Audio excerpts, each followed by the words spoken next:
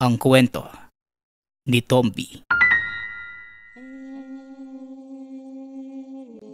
Ang kwentong ito ay hango sa totoong buhay. Mula ito sa isa nating tagapakinig. Karanasan ito ni Crisanto. Taong 1981. Probinsya ng Mindanao. Likas sa atin ang pagkakaroon ng kultura, paniniwala at mga alamat na nagsasalin-salin sa pagdaan ng bawat henerasyon. Isa sa mga alamat ay ang pagkabuhay ng elemento na kung tawagin ay tikbalang. Maraming naniniwalang ito ang dahilan kung bakit naliligaw ang mga tao sa kabundukan at kagubatan. Inilarawan bilang kalahating tao at kalahating kabayo. Mahilig paglaruan ang sino mang makita at kapag napas sa ilalim ng sumpa ay hindi ka makakawala. Maliban na lamang kung marunong kang sugpuin. Sa kabila nun, meron nagsasabing nagtataglay ng pambihirang lakas ang tikbalang na minsan nang tumulong sa mga tao laban sa lahi ng mga aswang. Ay nako, nagsisimula na talaga ang paghasik ng mga nilalang na yan. Ilang araw na, marami nang naitalang pambibiktima. Kung nandito lang sana si Frederico, malamang ubos na ang mga lahing yan. Wika ni Lolo Augusto, kasabay ng malakas na pagtawa. Kunot noong lumapit si Crisanto nang madinig ang sinabi ng matanda. Ilang ulit na niyang narinig ang pangalang Frederico. Naguguluhan pa rin kung sino ito. Kapag binabanggit ang aswang, kasunod nito palagi ang nasabing pangalan. Lolo, sino po ba si Frederico? Napapansin ko, napapadalas yung pagbanggit niyo sa pangalan niya kapag may nabibiktima ng mga aswang. Sino po ba yun? Tanong ni Crisanto. Kung hindi mo na itatanong, siya ang nakakamanghang tauhan sa kwentong nagpasalin-salin. Ang alam ng lahat isa lamang itong kwento. Pero ang totoo, tunay siya at nabubuhay. Nakausap ko pa nga noong nakaraan Tugon ni Lolo Augusto. Nakatingin lamang si Crisanto sa matanda. Hindi alam kung alin sa sinasabi ang totoo. Aminado itong hirap na rin ang kalusugan ni Lolo Augusto na kung minsan hindi na halos makilala ang sarili. Napapadalas pa ang pagsasalita ng mag-isa. Alam ko ang iniisip mo, Apo. Sa tingin mo nababaliw na ako, ano? Pero hindi. Maniwala ka sa sinasabi ko. Dahil malay natin, balang araw makikita mo rin si Frederico. Pero hindi naman talaga yan yung pangalan niya. Wala kong ibang maitawag Wala rin naman siyang angal. Dugtong ni Lolo Augusto. Ganun po ba? Lolo, hindi pa talaga malinaw sa akin kung sino yung Frederico na yan. Saan ba siya nagmula? Nabibilang ito sa pangkat etniko ng Bagobo. Nagmula ang angkan sa Davao, kinilalang magiting na mandirigma. Ang pamilyang pinagmula ng nangunguna sa tuwing may ibang pangkat na sasalakay sa kanilang tribo. Ang ninunong namumuno ay pinaniniwala ang nagkaroon ng kaibigang tikbalang. Kalaunan, nagkagusto ito sa kapatid na babae at pinaghinalaang nagkaanak ng kalahating tao, kalahating elemento. Ang anak ay nagtaglay ng pambihirang kakayahan. Nakakaya nitong labanan ang grupo ng mga aswang na minsang sumalakay sa kanilang pangkat. Natuwa ang pamilya, lalo na yung pinuno, subalit kabaliktaran naman sa nasasakupan. dahil pinaghihinalaang nasa likod ng pagkawala ng mga kababaihan. Kahit anong pagtatanggol ang gawin, walang naniwala. Ayon, tinugis at pinatay. Sa kabila nito, naging sumpa ang pagkakaroon ng anak na kalahating tao at kalahating tikbalang sa kanilang angkan, at ang huling lahi ay si Federico. Pagsasalaysay ni Lolo Augusto. Nakatulalang nakatitig si Crisanto sa matanda. Hindi pa din rumerehistro sa isipan ang sinabing kalahating tao at kalahating tikbalang. Dahil para sa kanya, imposible namang mangyari ito. Lolo, mukhang mas maigi pa siguro kung pumunta na tayo sa kusina, no? Para makakain ng hapunan. Gabi na po kasi. Parang gutom na rin po kasi kayo. Wika ni Crisanto. Dinala nito sa kusina ang lolo. Sinabayan sa pagkain. Wala pa rin itong tigil sa pagkukwento. Hinayaan na lamang ng binata pagkatapos.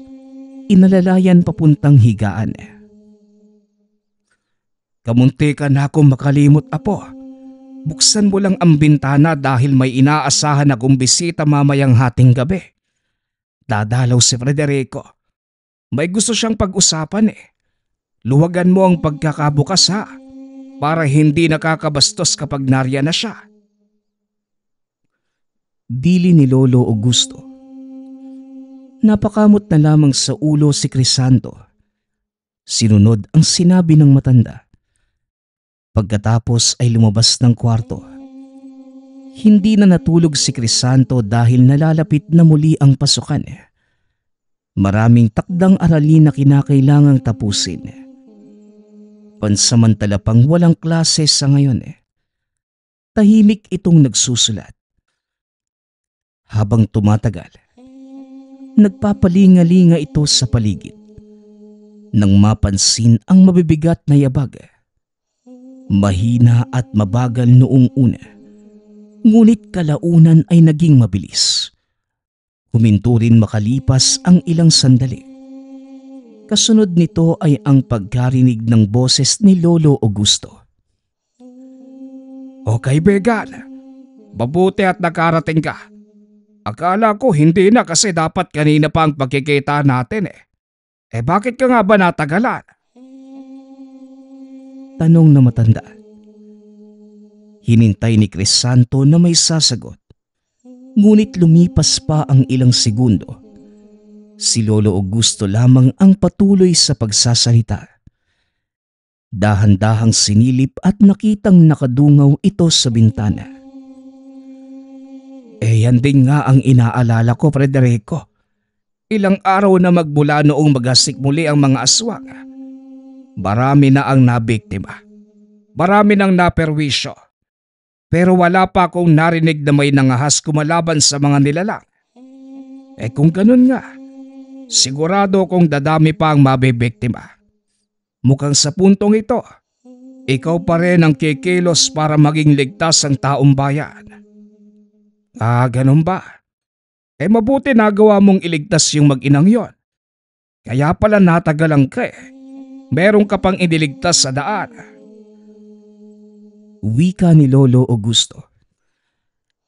Dahan-dahang lumipat sa kabilang bahagi ng tahanan si Crisanto upang makita kung sino ang kausap ni Lolo Augusto.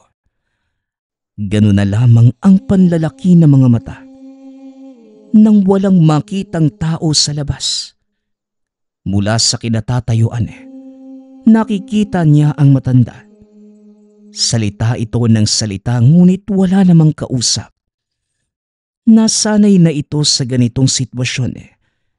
Kinakausap ang sarili ngunit sa pagkakataong yun, doon lamang kinilabutan ang binata. Ilang sandali pa ang lumipas. Napansin niyang natigilan si Lolo Augusto sabay tingin sa kanyang kinalalagyan. Dali-daling nagtago upang hindi mahuli. Pagkatapos narinig ang muli nitong pagsasalita. Huwag kang mag-alala, Frederico. Apo ko lang yan, si Crisanto. Huwag kang mag-alala. Hindi naman siya masamang bata eh. Marunong yang magtago ng sikreto. Pwede mo nga siyang kausapin kung gusto mo. Wika ni Lolo Augusto. Naalerto ang binata. Natatarantang gumapang papunta sa kwarto. Kagad sumampa ng higaan at saka nagkunwaring tulog. Pagkapasok ni Lolo Augusto, narinig niya ang mahinang pagtawa nito. Lumabas din kalaunan. Pasensya ka na ha. May pagkapilyo lang talaga yung apo ko. Pero mabuti siyang tao. Baka sa susunod na araw ko na lang ipakilala sa'yo. Wika ni Lolo Augusto sa labas ng silid. Kabadong-kabado si Crisanto habang nakikinig. Nagpatuloy ang pag-uusap ni Lolo Augusto at nang hindi nakikitang nilalang. At sa hinaba-haba ng usapan, hindi niya namalayan kung anong oras natapos dahil nakatulog na. Kinabukasan, tinignan niya ang bakuran. Doon sa mismong harapan ng bintanang dinungawan ni Lolo Augusto. Laking gulat nang makakita ng iilang bakas ng paa ng kabayo. Naguguluhan dahil wala silang alagang hayop. Wala rin sa kalapit na mga kabahayan. Sinundan niya ito ngunit natigilan matapos ang ilang hakbang dahil wala nang kasunod. O Crisanto, hinahanap mo ba ang bakas ng aking kaibigang si Frederico? Ang bilis mo kasing pumasok ng kwarto eh. Hindi mo tuloy nakausap. Pilyo kang bata eh. Nagkunwari ka pang tulog eh, huling-huli ka naman. Wika ni Lolo Augusto na sinundan ng mahihinang pagtawa. Lumapit si Crisanto upang makausap ito ng harapan. Lolo, pasensya na po pero talaga po bang ayos lang kayo? Habang tumatagal kasi, mas lumalala po yung kondisyon nyo. Hindi lang po kayo nagsasalita ng mag-isa. Nagbabanggit rin kayo ng kung kaninong pangalan. Lolo, ipatingin ko na kaya kayo sa doktor. Makikiusap po ko kay Kapitan. Kapatid naman niya yung doktor doon sa sentro eh. Pagtatrabahuhan ko na lang po yung halagang babayaran. Nag-aalala na po ako sa kalusugan niyo. Wika ni Crisanto. Kaya ang mahinang pagtawa ni Lolo Augusto bigla na lamang lumakas. Tinapik pa sa balikat si Crisanto. Apo, walang mali sa akin. Sa ngayon ayaw mo pang maniwala dahil hindi mo pa nakikita eh. Balang araw, maiintindihan mo rin ako. Halika, mag-agahan na lang tayong dalawa. Wika ni Lolo Augusto. Napahugot na lamang ng hininga si Crisanto habang sumusunod sa loob. Pagsapit ng hapon, iniwanan niya sa bahay si Lolo Augusto dahil kinakailangang magtrabaho sa ulingan para may pandagdag gastos. Kahit sa bundok, usapang aswang pa rin ang bukang bibig ng lahat. Iilan sa mga kasamahan, biktima at damay pa ang pamilya. Mabuti pa itong si Crisanto walang pinoproblema. Sa lahat ng kabayan dito, bubong niyo lang yata ang hindi pa dinadapuan ng aswang. Meron ba kayong pangontra? Biglang tanong ni Toto, kasamahan sa pag-uuling. Wala naman. Nadaan lang siguro sa dasal ni Lolo Augusto. Araw-araw kasi yun humihingi ng proteksyon sa Diyos eh. Mabuti nga, kasi kung may aswang na pupunta sa bahay, naku, mauuna pa siguro kung mahimatay. Tugon ni Crisanto. Pare, hindi ko alam kung maniniwala ka ba sa sasabihin ko. Magkaibigan naman tayo kaya atin-atin lang to ha. Habang nagkakagulo kagabi malapit sa amin, sinalakay ng aswang eh. Hindi inaasahang may makita ako. Hindi ko alam kung totoo ba o namamalik mata. Ano kasi? May... Lunukin mo kaya tong uling. Baka sakaling dire-diretso na yung pananalita mo. Ayusin mo nga. Nambibiting ka eh. May nakita kasi akong kumakalaban sa aswang. Hindi yun tao. Ano siya eh? Kalahating tao at kalahating kabayo. Yung itaas na bahagi, tao. Yung ibabang parte naman, pati yung mukha kabayo. Pakiramdam ko nga nasa bangungot pa rin ako eh.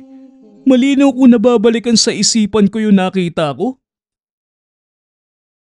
Pagtutuloy ni Toto, natigilan si Crisanto. Pumasok sa isipan si Federico na binabanggit palagi ni Lolo Augusto. Isa rin kasi itong kalahating tao at kalahating kabayo na sinasabing pumupuksa ng aswang. Hindi maiwasang isipin na ang nakita ni Toto ay walang iba, kundi ito. Ang ibig mong sabihin, tikbalang yun nakita mo? Sigurado ka ba, Toto? Baka mamaya, sumasabay ka lang sa narinig mong sabi-sabi. Kilala pa naman kita. Loko-loko ka eh. Wika ni Crisanto. Oo pare, maloko akong tao pero yung nakita ko noong nakaraang gabi, hindi. Totoo yun pare. Kitang-kita ko eh. Naguguluhan lang kasi. Parang tunay na hindi. Abay ewan, ang alam ko, may nakita akong ganun eh. Kinakalaban nito yung aswang. Tugon ni Toto. Napabuntong hininga si Crisanto. Pakiramdam pa'y napapalibutan ng magugulong tao.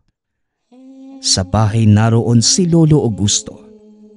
Dito naman sa ulingan ay si Toto. Iwinaksi na lamang ang isipan at nagpatuloy sa pagtatrabaho. Sa kalagitnaan, kanya-kanya sa pagtakbo ang lahat ng makitang papasugod ang pangkat ng katutubong bagobo. May bitbit na palaso at sibat ang mga ito. Sumisigaw at tinitira ang bawat taong makikita. Nakalis naman sila. Walang sugatan. Walang napuruhan sa biglaang pag-atake. Hindi naman lahat ng nasabing katutubo ay ganito. May partikular na pangkat lamang. Grabe talaga yung mga katutubong yan oh. Basta-basta na lang sumusugod. Pagbalik natin wala na tayong maaabutan pa. Paniguradong inangkina ang lahat ng pinaghirapan nating uling. Tignan mo, ibibenta nila yon. Kung hindi lang takot yung amo natin, pwede tayong lumabang kaso nag-iingat na hindi makapanakit ng kahit sino sa pangkat. Ay may bali-balita kasi na aswang yun namumuno sa kanila. Kaya nga tapang-tapangan kasi mabangis na nila lang yung leader eh. Tara na nga, wala na tayong trabaho kaya umuwi na lang tayo. Wika ni Toto. Muling napahugot ng hininga si Crisanto. Hindi bago sa kanya ang ganitong tagpo. Dahil magmula nung pumasok sa pag-uuling, ilang beses nang sinugod, nasanay na lamang din ang binata. Pagka-uwi naman ng tahanan, naabutan niya si Lolo Augusto. May kinakausap sa likurang bahagi ng bahay. Kahit saang dako siya mapatingin, walang nakikita at ilang sandali pa lumingon ito sa kanya. Opo, nandiyan ka na pala. Siya si Federico. Hindi mo pala nakikita. Halika, hayaan mo kong buksan ang iyong kamalayan sa mundo ng mga elemento. Wika ng matanda sa kanya. Hindi pa nakapagsasalita ang binata. Ipinatong na ni Lolo Augusto ang kanang palad sa ulo. Pumikit. Sumasambit na mga kataga. Ilang sandali pa. Nagmulat at hinipan siya. Matapos ang ilang beses na pagkurap ay unti-unting nakikita ang kinakausap nitong elemento. Sa harapan niya, nakatindig ang kalahating tao at kalahating kabayo. Nanghina ang tuhod ni Crisanto dahil sa takot. Nawala ng balanse at napasalampak sa lupa. Diretsyong nakatingin ang nanlilisik na mga mata ng tikbalang. Damang-dama niya ang malakas nitong presensya. Subalit walang bahid ng banta. Siya si Federico. Mabuti at nagkita na rin kayo sa wakas. Pasensya ka na po kung biglaan ang pagbukas ko ng iyong kamalayan. Nakiusap kasi siya na hayaan kitang makita ang anyo niya para hindi mo na ako pag-isipan ng kung ano-ano. Maliban pa roon, hinihiling niya ang tulong mo, apo. Wika ni Lolo Augusto. Tulong? Anong tulong po? Teka Lolo, isang halimaw yang kaharap niyo. Napasailalim ka ba ng sumpa ng engkantong yan? Tanong ni Crisanto na sinagot lamang ng pagtawa ni Lolo Augusto.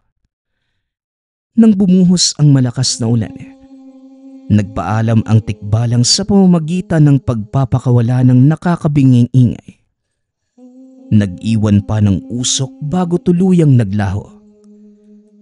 Nang sila na lamang ni Lolo Augusto, ikwinento na matanda ang napag-usapan nila ng elemento. Apo, kinakailangan ni Federico ng tulong mo. Hindi ako pwede. Mahina na ang katawan ko kaya ikaw ang gusto kong magpresenta. Siya naman ang gagawa ng lahat. Ang gagawin mo lang, ipapahiram mo saglit ang iyong katawan. Saglit lang talaga. Hindi naman aabutin ng isang araw. Wika ni Lolo Augusto. Lolo naman, parang kailangan nyo na yatang magpatingin sa doktor. O mas mainam na humingi ako ng tulong sa albularyo. Ibang usapan na tuloy. Hindi lang kayo nababaliw. Kontrolado yung isipan nyo ng halimaw na yun. Tugon ni Crisanto. Tumawa ng malakas ang matanda. Ay nako, hindi bali na nga. Naiintindihan ko ang reaksyon mo. Hindi madaling paniwalaan ang ganitong bagay. Pero sana magtiwala ka. Hindi lang ito para sa ating dalawa. Ang gagawing hakbang ni Federico ay para sa lahat. Kung gusto mong maging ligtas ang mga tao laban sa aswang, kailangan mong makipagtulungan na po. Wika ni Lolo Augusto. Napatitig na lamang si Crisanto sa matanda. Ilang sandali ang lumipas. Iniwanan niya ito. Lumayo pansamantala upang makahinga. Diyos ko, kaunti na lang po. Mababaliw na talaga ako sa sitwasyong to. Wika ni Crisanto sa sarili habang nakatingala sa langit. Sa pagdaan pa ng mga araw, mas lalong dumarami ang biktima ng aswang. Hindi mapakali ang lahat dahil may halong pangungulam. Ang sabi ng iba, nagsabwatan ang mga mangkukulam at aswang. Walang sabwatang nagaganap dahil ang totoo, hindi lang halimaw, isa ring mangkukulam kaya nagkaganito. Hindi na maganda ang nangyayari, Crisanto. Panahon na para tulungan mo si Federico. Wika ni Lolo Augusto. Lolo, pwede po bang tama na? Mababaliw na po ako sa ginagawa niyo eh. Tugon ni Crisanto. Hindi apo. Isang beses mo lang naman tutulungan si Federico. Kinakailangan niya ng magagamit na katawan para harapin ang aswang na yon. kilala siya nito at hindi makalapit dahil ginamitan ng pangontra, magiging posible lang kung makasapi sa ibang katawan. Lolo naman, pwede po bang tama na yung ganito? Hindi ko na po alam kung sino ba yung wala sa wisyo sa ating dalawa. Naguguluhan na ako. Gulong-gulo na yung... Hindi natapos ni Crisanto ang sasabihin nang marinig ang mabibilis na yabag ng kabayo. Sinundan ito ng nakakabinging ingay at ilang sandali pa, lumitaw ang tikbalang sa kanilang harapan sa loob mismo ng tahanan. Napatras pa ang binata dahil sa gulat. Huwag kang mag-isip ng kung ano-ano, bata. Isang kahilingan lang ang hinihingi ko sa'yo. Pagkatapos nito, hindi ko na kayo gagambalain. Ipahiram mo sa akin ang iyong katawan. May tao lang akong gustong singilin sa lahat ng kasamaang nangyayari. Hindi lamang sa mga taga rito, kundi pati na sa mga kalahi kong walang tigil na binibiktima. Isang beses lang, bata. Ipinapangako kong hindi na ako magpapakita sa inyo kailanman. Pagkatapos nito, pagsusumamo ng nilalang. O sige, pero dapat pangatawanan mo yung sinabi mong yan. Pagkatapos mong hiramin yung katawan ko, lubayan mo na kami ni Lolo. Tugon ni Crisanto. Hindi ito sigurado sa naisip. Naniniwalang aayos ang kalagayan nila ni Lolo Augusto kung matitigil ang pagpapakita ng nilalang. Ito ang palaging nakakausap na naging dahilan para magmukhang baliw. Hindi naman direktang nakikita ang elemento sa mata ng ibang tao. At isa pa, delikado para sa kanya ang pakikipagkaibigan sa ibang lahi. Kaya kagaya sa napag-usapan, sumapi sa katawan ni Crisanto ang kaluluwa at diwa ni Federico. Nang mismong gabing yun ay lumakad na sila. Pinuntahan nila ang tribong pinamumunuan ng isang aswang na mangkukulam. Nasa liblib na bahagi ito ng kabundukan. Tahimik ang paligid pagdating. Ngunit ilang sandali pa, nagsibangon ang kanina lamang natutulog na mga nasasakupan. Kanya-kanya sa pagbibitbit ng palaso at sibat. Huwag kang matakot, bata. Hindi ka nakikita ng mga yan. Tanging presensya mo lang ang kanilang napapansin. Kumalma ka muna. Si Datu Saul ang sadya natin sa tribong ito. Ang pinunong walang tigil sa paghasik ng kasamaan sa sangkatauhan. Wika ni Federico sa isipan ni Crisanto. Naging kalmado naman ang binata. Bigla na lamang nakaramdam ng kagaanan sa gabay ng elementong sumapi sa katawan. Dinaanan nila ang nasasakupan ng tribo. Ang bawat katutubong nilalampasan, bigla na lamang humahandusay. Hindi makapaniwala si Crisanto, ngunit minabuting wag gumawa ng anumang ingay. Dumiretso sila sa hiwalay na silid at mula sa loob, nadinig ang mga katagang mahirap intindihin. Rumehistro ang anino ng isang lalaki. Paulit-ulit na lumuluhod at yumuyuko habang nagsasambit. Siya si Datu Saul, nagmula sa angka ng aswang na mangkukulam. Inubos ng matandang to ang kabilang pangkat. Pagkatapos kulamin, kinuha ang mga lamang loob at ginawang hapunan. Nahirapan akong puksain ang isang yan. dahil gumagamit siya ng pangontra. Salamat sa iyo dahil nagawa ko na siyang lapitan. Kung hindi ka pumayag na magpahiram ng katawan, wala pa rin akong magagawa magpasa hanggang ngayon. Wika ni Frederico. Tama na nga yung maraming daldal.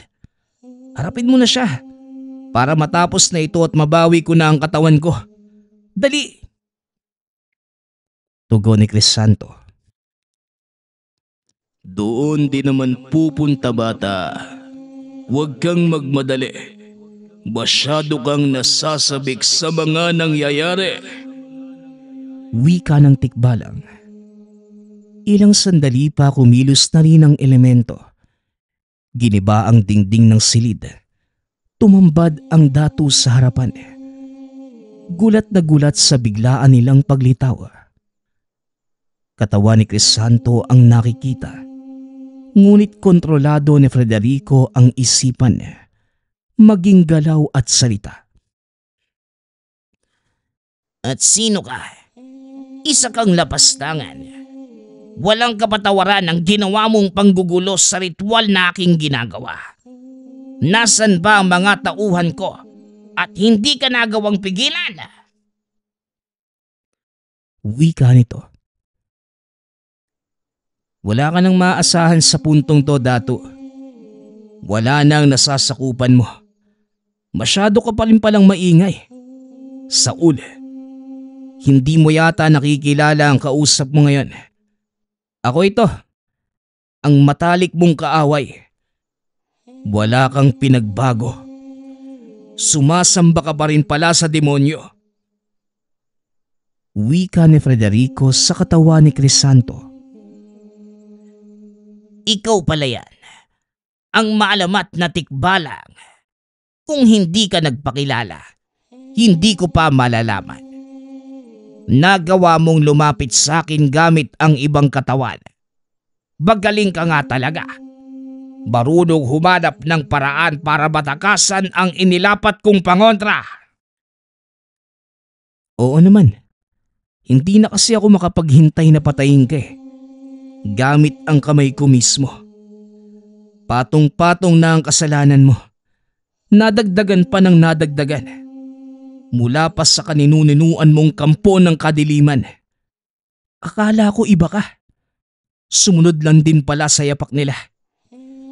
Ngayon na magkaharap na tayo, wala kong ibang maipapangako kundi ang tapusin ka. Muling wika ni Frederico sa katawan ng binata.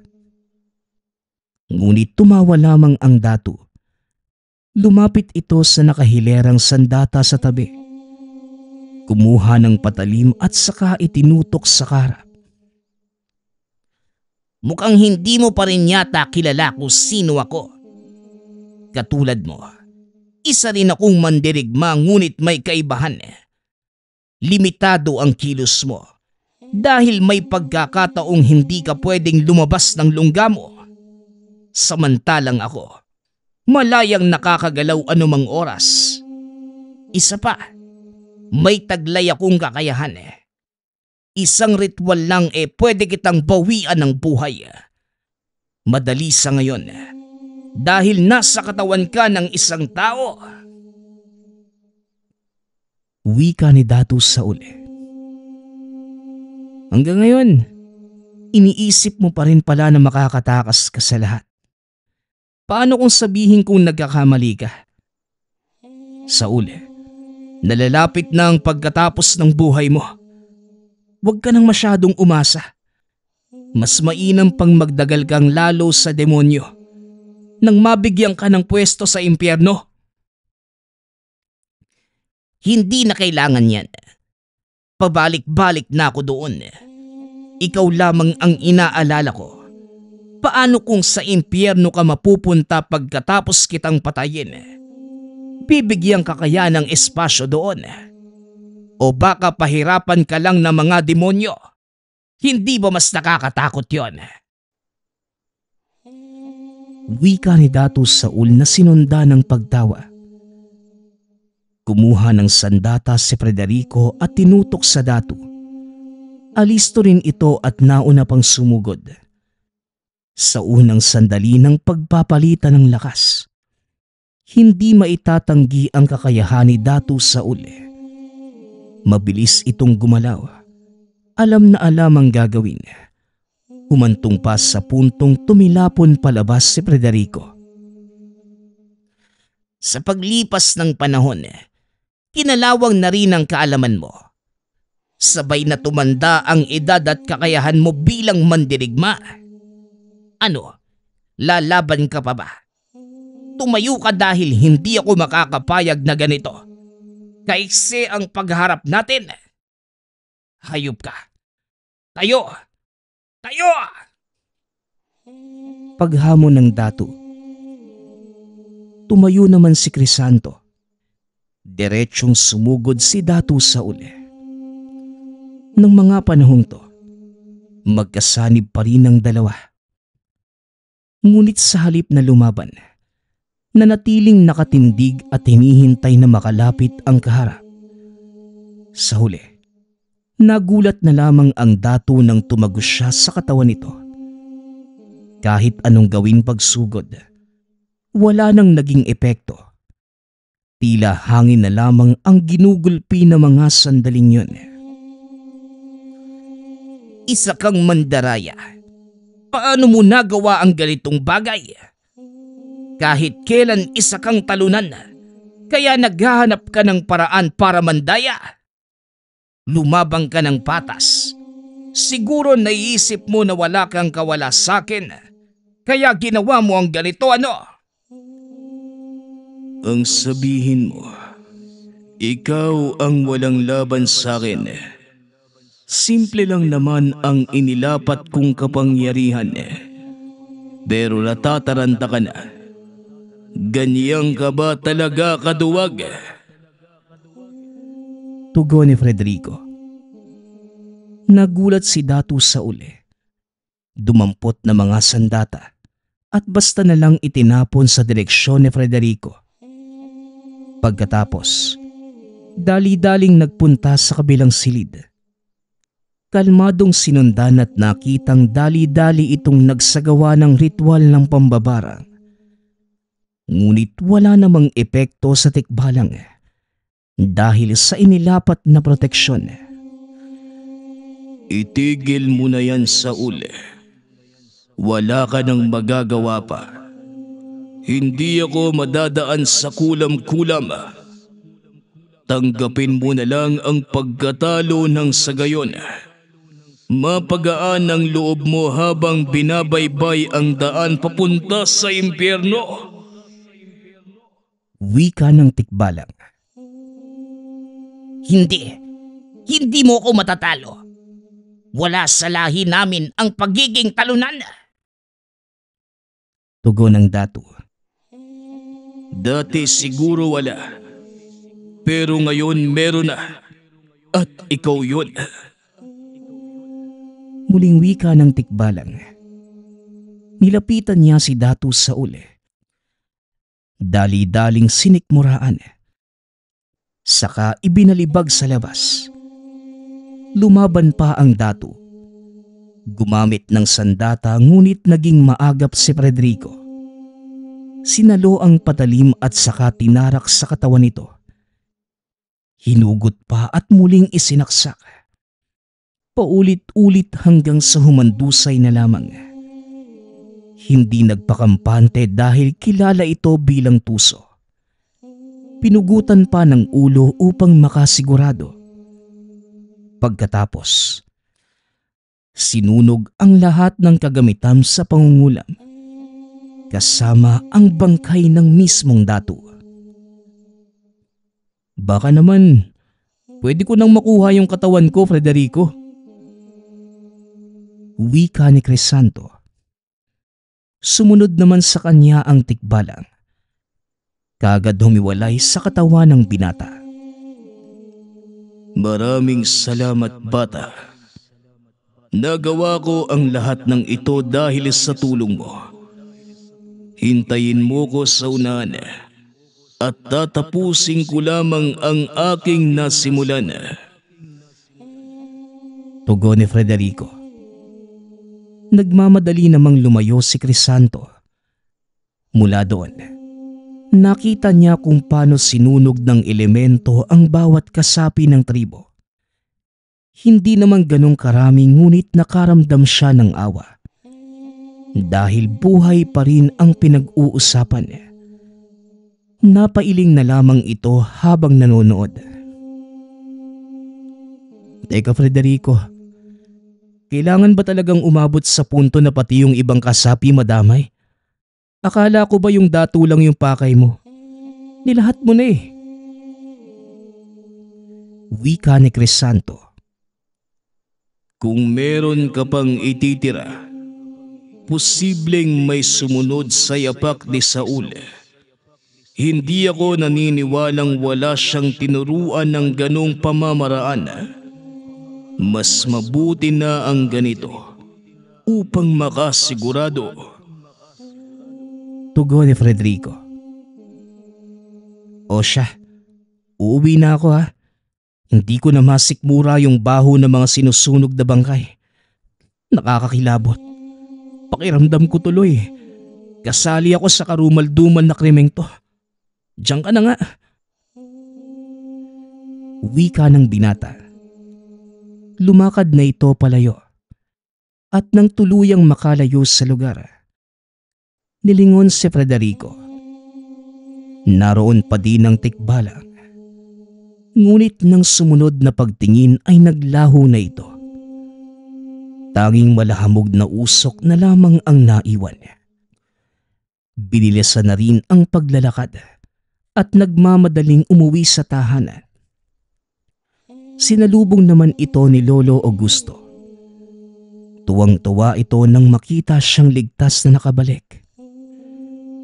Nakakalungkot lang dahil kasabay ng pagbabalik mo ay ang paglisa ni Frederico. Totoo sa salita ang elementong yon. Kapag sinabing hindi na siya magpapakita, gagawin niya. Pero sigurado kung magpaparamdam pa rin siya, hindi yon makakatiis. Wika ni Lolo Augusto. Mas mabuti nga po kung hindi na. Tignan mo yung ginawa sa akin oh. Naging kasabwat pa ako sa ginawa niyang krimen. Lolo, hindi lang isang tao yung pinatay ng tikbalang na yun. Marami po sila. Kung may nakasaksi sa nangyari, siguradong ako ang pagpaparatangan. Dahil mukha ko yung nakikita eh. Sumanib lang naman siya sa katawan ko. Tugon ni Crisanto. Ngunit malaki ang naitulong mo, Apo. Sa mga susunod na mga araw, magiging payapa ang ating lugar. Mababawasan ang pambibiktima ng mga aswang. At wala nang manggugulo sa tuwing mag-uuling kayo. Ang pangkat na tinugis niyo ni Frederico ay ang katutubong magdanakaw. Pagpapaliwanag ni Lolo Augusto. Tinapunan lamang ng tingin ni Crisanto ang matanda. Hindi niya magawang tanggapin sa sarili na naging parte ng pagpatay ni Frederico sa pangkat. Natutulala na lamang sa sulok. Hindi inasahang ganun ang kalalabasan ng mga kaganapan. Subalit may magandang naidulot dahil katulad ng sinabi ng lolo. Nabawasan ang pambibiktima ng aswang sa lugar. At wala nang katutubong sumusugod sa kalagitnaan ng pagtatrabaho. Ngunit, nahihiwagaan pa rin si Crisanto sa tunay na katauhan ni Frederico na magpasa hanggang ngayon. Kinakailangan niya ng karagdagang paliwanag. Ang susunod nating kwento ay mula sa isa nating tagapakinig. Karanasan ito ni Gibo. Taong 1976. Probinsya ng Albay. Si Gibo ay isa sa mga kabataan na maagang nawalan ng mga magulang. Kaya naman naiwanan ito sa lola na nagsilbing magulang sa kanya. Ngunit kagaya ng tipikal na istorya, habang dumadagdag ang edad ng matanda, mas lalo itong nanghihina. Kaya si Gibo, bilang nag-iisang kasama ay gumawa na ng paraan para makatulong lalo na sa pinansyal na pangangailangan. Sa paghahanap na mapagkakakitaan, hindi naman gaanong nahirapan si Gibo. Isa sa mga kaibigan ang nagturo ng trabaho bilang tagabantay sa isang palayan. Eksakto namang naghahanap ang may-ari ng nasabing palayan. Dahil lumipat na ng ibang lugar ang karamihan sa dating mga tauhan. Kahit binata na si Gibo, wala pa rin sa isipan na maghanap ng nobya bagkus. Inilalaan na lamang ang oras sa pagtatahi ng mga kasuotan. Bagamat hindi ito tipikal na gawain ng isang lalaki, hindi naman pinapansin pa ang ibang kumukutya at pinagpatuloy lamang. Dahil kahit papano, may kinikita naman. Ngunit sa kadahilan ng hindi sa lahat ng oras, may bumibili na mga gawa. Kaya naisipan niyang pasukin ang nasabing regular na trabaho. Lunes ng umaga. Dahil ito ang unang araw sa papasukan, maagang nagpunta si Gibo sa sakahan. Dito niya naabutan ang mga tauhan. Naabala na sa pagtatanim. Kaya kagad itong nagtanong sa amo para sa mga kailangang gawin. Di mo kailangang magtanim, iho. Nandito ka para magbantay sa mga pinapaani kong palay. Marami ang pag-alagalang mga kabataan tuwing gabi. Mahirap na. Lahat pa naman ay nangangailangan ng bigas. Wika ng amo ni Gibo. Tumango naman ang binata at hindi nagtagal. Umalis na rin ang amo.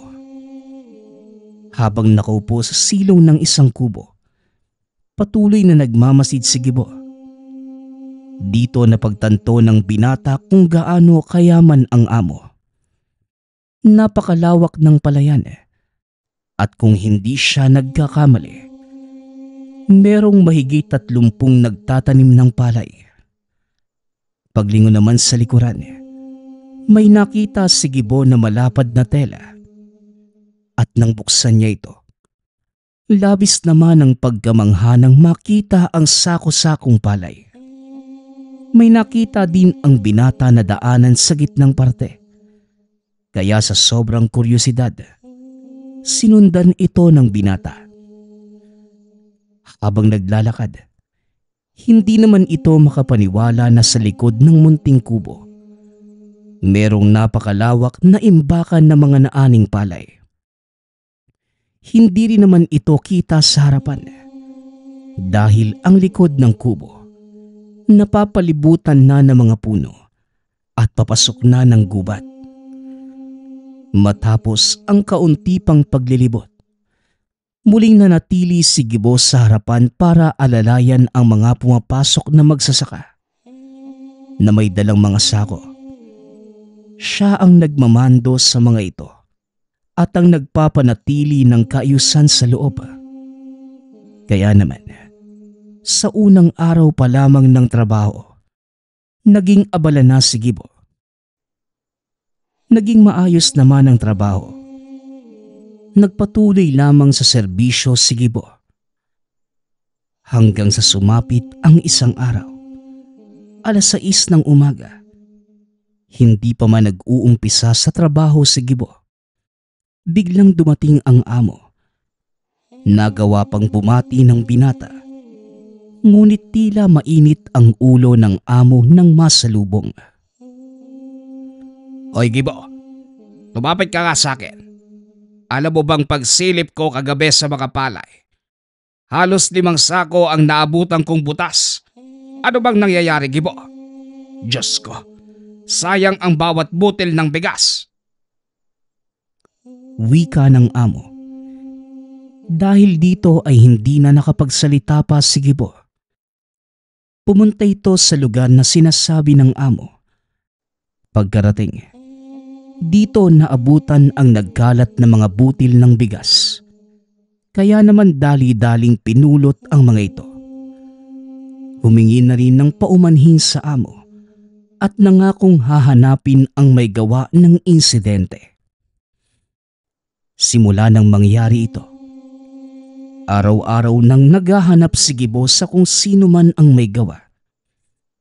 Ngunit ni isa, walang mahuli dahil ang narito lamang ay mga katrabaho at ni isa sa mga ito ay wala namang nahuhuli o naaabutang mag-isa sa imbakan ng mga nakasakong bigas. Pumapasok lamang ang mga ito para iimbak ang mga naaning palay.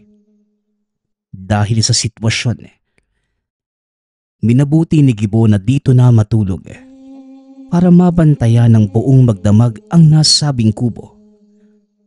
Sa halos ilang oras na pananatili, wala naman itong napansing kakaiba sa paligid. Hanggang sa sumapit ang alas 11 ng gabi.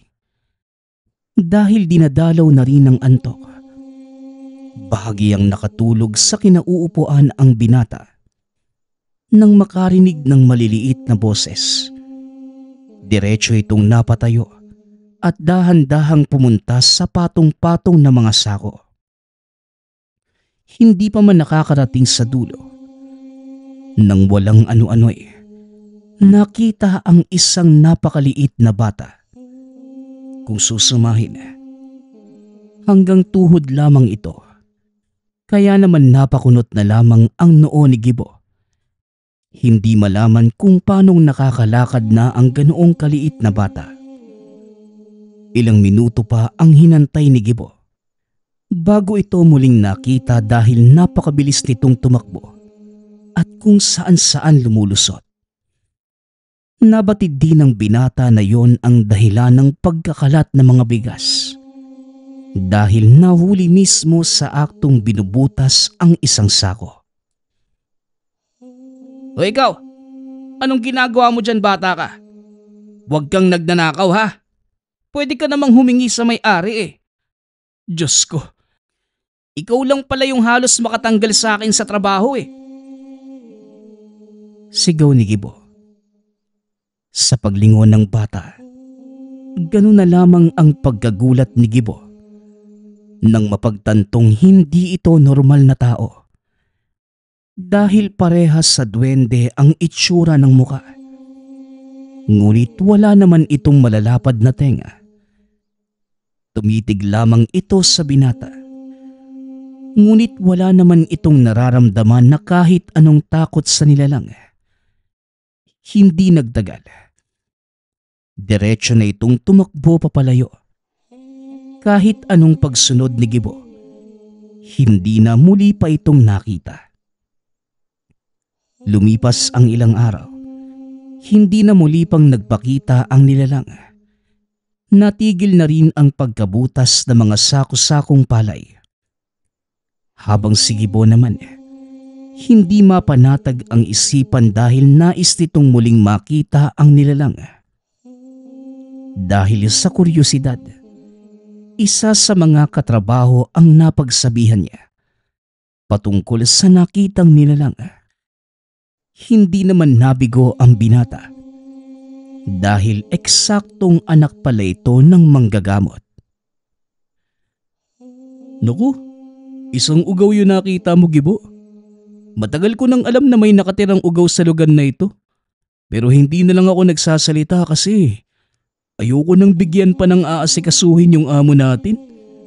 Ngayon na alam mo na, Gibo, ang katotohanan at nais mong mahanap ang ugaw.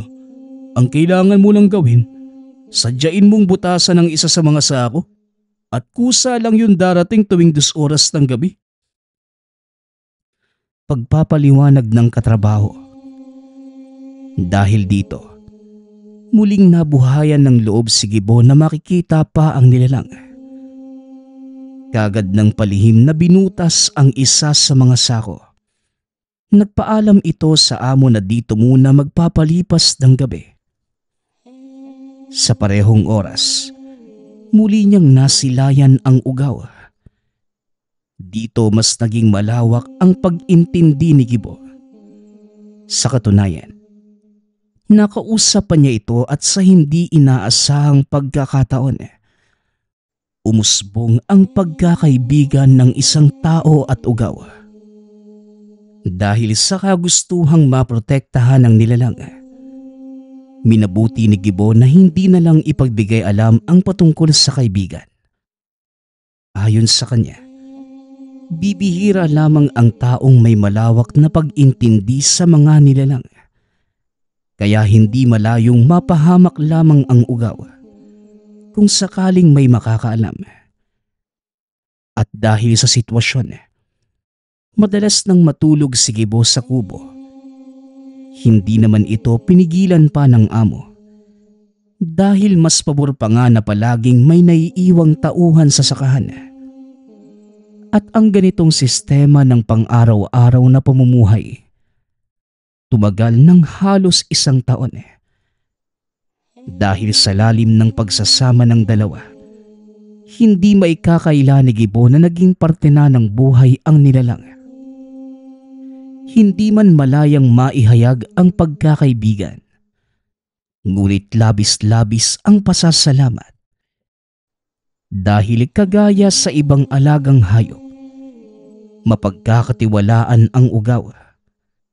Samantala, kahit papano'y kumukuha pa rin ito ng mga butil ng bigas, ngunit nagagawan na ito ng paraan ni Gibo para hindi na mahalata pa ng amo. Hanggang sa isang gabi, nang akmang magpapaalam na si Gibo sa kaibigan para matulog, bigla namang may iniabot itong kapirasong bato. Ayon sa ugaw, gamitin lamang ito sa kabutihan at siguradong magtatagumpay si Gibo sa anumang plano sa buhay. Matapos yun, nagpaalam na ang kaibigan. Walang kaalam-alam ang binata na yun na ang huling pagkakataon na makikita ang kaibigang ugaw. Dahil na mga sumunod na araw, hindi na muli pang nasilayan. Samantala, ang bato namang naiwan kay Gibo ay maingat na itinago. Dahil yun na lamang ang alaalang naiwan ng kaibigan. Lumipas pa ang maraming taon. Nagpasya si Gibo na umalis na sa trabaho. Hindi na ito nakakaramdam pa ng saya sa lugar. At sa kanyang pag-alis, ang tanging nagpalakas na lamang ng loob ay ang mga katagang nabanggit ng kaibigang ugaw. Bago pa man ito mawala, yon ang patungkol sa dalang swerte ng bato. Nang maisipan nito na magtayo ng tindahan, doon lamang napatunayan ang sinabi ng kaibigan.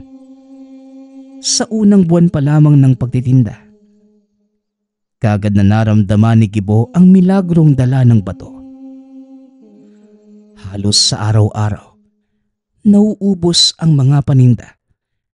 At dahil sa kanyang sitwasyon, hindi kalaunay, naging maunlad na rin ang pamumuhay ni Gibo. Magpas hanggang ngayon, nagtitinda pa rin si Gibo. Tuwing nagpapahinga ito sa gabi, napapatingala na lamang sa langit at bumubulong ng maraming salamat. Kaibigang ugaw.